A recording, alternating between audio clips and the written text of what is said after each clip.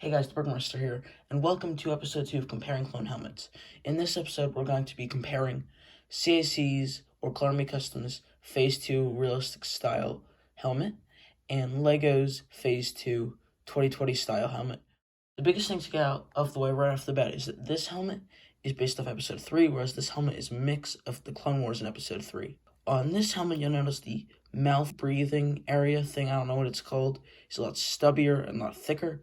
Whereas on this helmet, it's longer, thinner, and just overall sleeker looking. There isn't much different on the visors.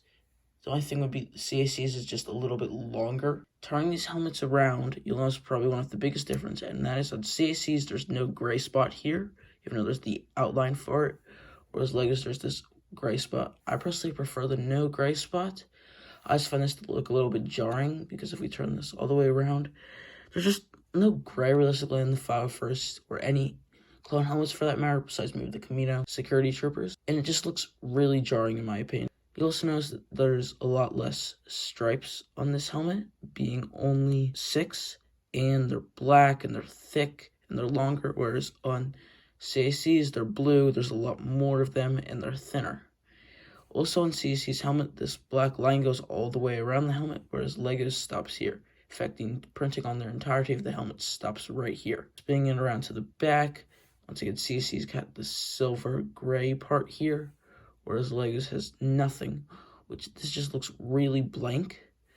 And then CAC's has this black box, which looks really weird in my opinion, but it's very accurate. And once again, you've got that black stripe continuing throughout. Spinning this around more, you'll notice the same thing on the other side. And LEGO's doesn't have an accessory hole on either side, whereas CAC's does, and that's a lot better in my opinion.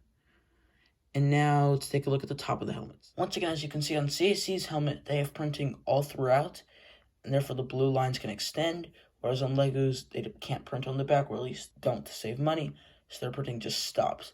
I find this very annoying.